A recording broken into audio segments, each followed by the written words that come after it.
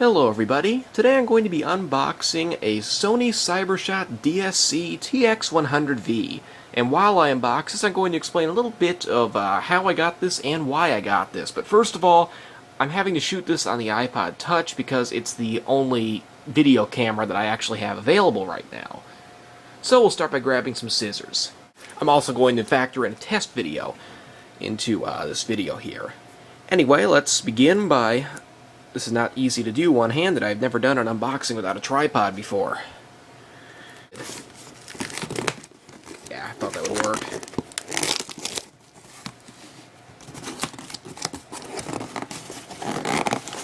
Anyway, I got this camera mostly because of a few frustrations that I have with my TX10. I actually ended up getting a very good deal because I sold my TX10 for $145 and picked up this new on Amazon for $175. So this is a $30 camera upgrade.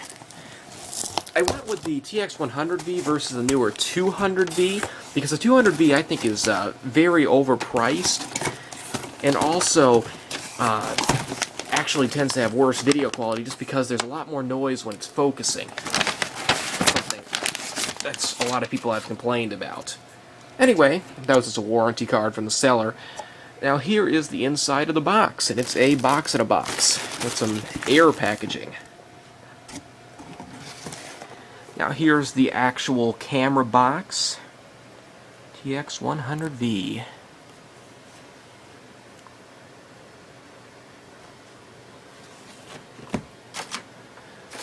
I have quite a few spare batteries, so we should be able to try this thing out right out of the box, because I'm not sure if they charge the battery that it comes with. Those are all leftover batteries from my TX10. And I'm going to have to put the camera down for this one. Okay, with some degree of difficulty, the Sony tape is now cut. So, here it goes. Oh, by the way, one last thing. If you can read the back of this box, you can pause the video now and read it. Anyway. Let's get to the actual product. Man, never anticipated how hard an unboxing would be without a tripod. The box is very much... I got Sony tape on my finger. The box is very much like every other Sony camera I've ever bought. We start out with the warranty on top. And what appears to be some sort of instruction manual, I guess. It'll be a quick start guide. Lots of languages. It's a global camera. Software that I never use. And now here come the advertisements. Sony killing the rainforest.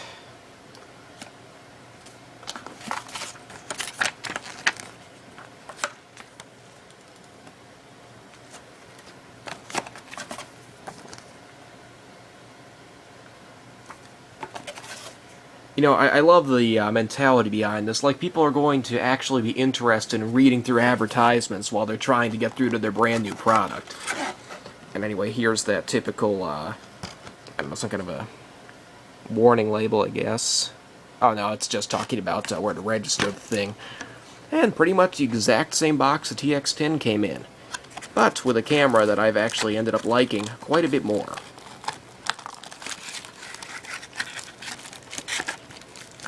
Try to do this without dropping it. Now we'll slide it out of the bag here. And there it is. One brand new, shiny TX100V. Let's look at the front, side. I can tell already just holding this thing that I like this much more than the TX10 because I actually, my favorite camera to date was my TX9, and this body is very similar. Another great drawing feature to it is listed here on the side, another reason I got it. GPS tagging for photos. It has a reputation for having a much less laggy interface than the TX10. That always drove me nuts. So, here is my $30 TX100V. I love that deal. Well worth the money to me for the upgrade. And we also have a charger. Better take it out of the plastic. In the interest of time, I just took everything out of the box. So you can see here's the base charger if you want to use, or the AC adapter, I should say, for the charger if you just want to plug it into the wall, the USB cable, stylus, and my new battery. Now this is kind of a thing for me. As you may notice, I number all of my batteries, and I gave away one of my batteries, my number 1, when I sold the camera. So now we are going to designate the new battery. Here we go. And there's battery number 5. Okay, I've actually gone ahead and taken all the tags off of the camera now. And I noticed this has the exact same battery compartment that the TX9 does. It's a very similar camera. Basically just the successor to it. So now we're going to stick a battery and an SD card in and try this thing out. Alright, here is the first startup of the TX100V. I like the way that slides. And good, it was a charged battery that I put in. Okay, now I'm going to put in my settings, and I'm going to shoot a little bit of a test video for you here. Okay, we're outside now, testing out the TX100V's video feature.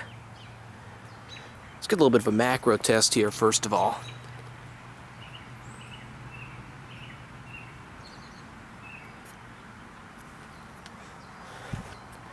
Pan out and get a little bit of a look around.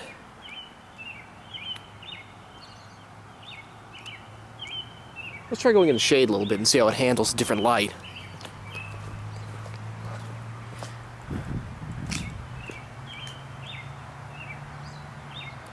The built-in display on this is quite nice.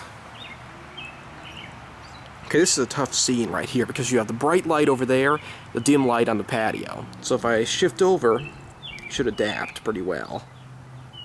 Or it appears to adapt pretty well, rather. Now we're going to try taking a little bit of a trip inside to try a few other lighting scenes. Alright, this is a bit of a darker scene in here. Once again, it seems to be handling the lighting pretty well. Now, for some real low light, we're going to go in this dark bathroom. Now, it's very dark in here. On the screen, this actually looks pretty good. Low light mode just kicked in. It's remaining focused. Not bad at all. Now let's go say hi to Zach. You know, Zach has some really different lighting going on here. As you can see, Zach is basically the dark subject behind the light window. Another very difficult scene. Now we'll get a little bit closer and go the right way so we actually have good lighting. Oh man, I hit my head on the light. Speaking of lighting. Anyway, so what do you think of the camera?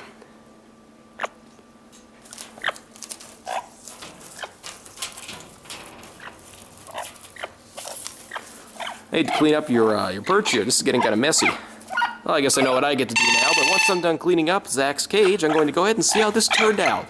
So in any case, thank you very much for watching my little test video.